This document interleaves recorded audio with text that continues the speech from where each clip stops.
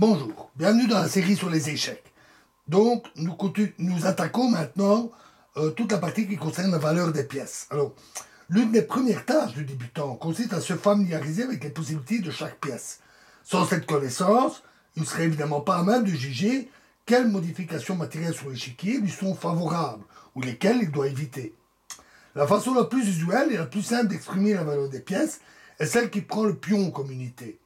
Ainsi, on évalue généralement, bien sûr, le pion à une valeur de 1, le fou et le cavalier à 3, la tour à 5 et la dame à 9. Avec parfois de petites variations selon les auteurs ou les joueurs. Évidemment, la valeur du roi ne saurait pas être exprimée de cette façon, puisque sa valeur est absolue. Sa conquête termine du même coup la partie. Donc on peut dire que sa valeur est infinie. Le rapport entre chaque pièce est toutefois plus compliqué. Il ne se laisse pas exprimer par des règles arithmétiques uniquement. Ce n'est que le débutant qui peut se servir pendant un certain temps d'un système qui juge les échanges au moyen d'un petit calcul.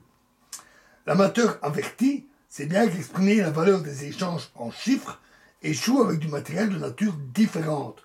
Par exemple, pour le rapport tour contre une pièce légère. En général, une pièce légère plus 2 pions valent une tour. Ici, le petit calcul 3 plus 2 égale 5 se vérifie. Par contre, 2 pièces légères, 2 fois 3 égale 6, sont généralement plus efficaces que tour plus pion, qui vaut aussi 5 plus 1 égale 6. Tandis que 3 pièces légères, 3 fois 3 égale 9, sont la plupart du temps aussi fortes que 2 tours, 2 fois 5 égale 10. Pour l'instant, ces valeurs ne sont qu'abstraites et ne se rapportent à aucune position concrète. Par conséquent, il ne peut s'agir que de valeur moyenne de chaque pièce, c'est-à-dire le rapport mutuel dans la multitude des positions qui peuvent se présenter sur l'échiquier. Elles ne peuvent absolument pas s'appliquer à tous les cas concrets. En effet, la valeur des pièces est toute relative. D'un côté, elle dépend de la structure de pion. D'un autre côté, les pièces dont dispose chacun à un moment donné jouent un rôle. C'est pourquoi on parle souvent d'une valeur moyenne ou indicative. Ainsi qu'on le verra plus tard, dans beaucoup de cas, 2 pions, surtout les pions doublés passés, valent une pièce légère. Par contre, au milieu de jeu, à condition que les pions ne soient pas trop avancés, même 3 pions ne donnent pas assez de compensation pour une pièce qui est en position active. Alors, en voici un très bel exemple. Une partie qui a été jouée par Fischer contre Bisguier.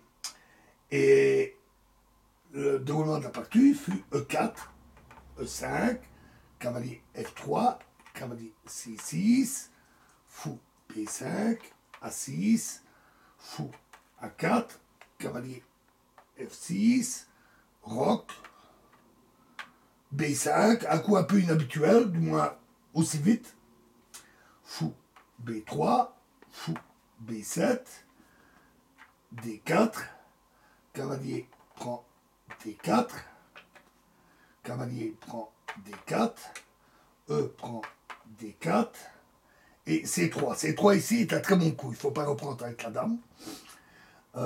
Cavalier prend E4, et tour E1.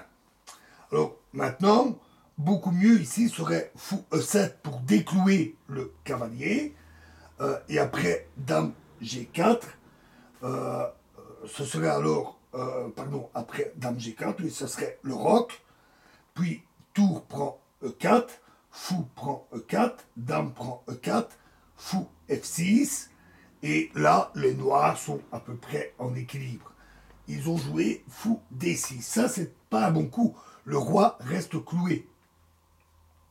Cavalier D2, un très bon coup cette fois-ci. Fou prend H2. Et ici, roi F1, très bon. Il ne s'est pas laissé avoir, il ne fallait surtout pas prendre le fou, évidemment, sinon la dame se ramène et la situation sera assez dramatique. D5.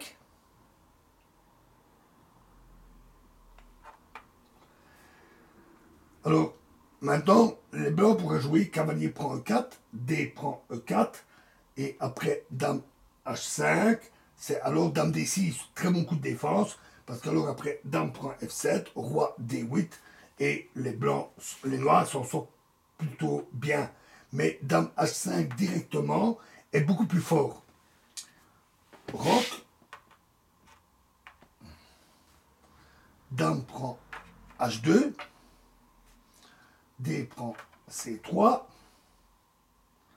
cavalier prend E4, D prend E4, B prend C3 et C5.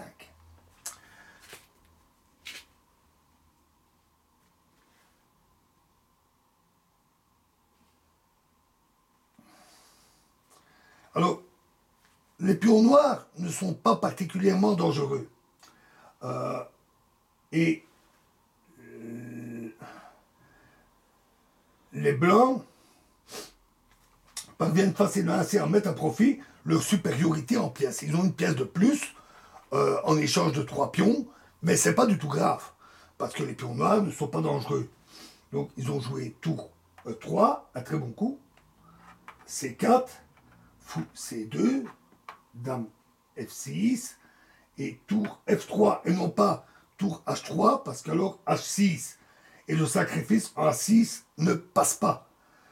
Par conséquent, il faut d'abord chasser la dame vers une case moins favorable. Tour F3, évidemment, le pion ici est cloué, parce que sinon la dame prend le pion sur mat. Donc dame E6, et maintenant, oui, tour H3. Et maintenant, sur H6, fou prend H6, déciderait. Donc, dame F5, fou E3, tour D8, tour E1, tour D7, fou D4. Maintenant, si F6, alors tour E3 et toutes les pièces, toutes les réserves blanches entrent en action dans l'attaque sur le roi. Donc, tour E8, tour H5, à nouveau un très bon coup.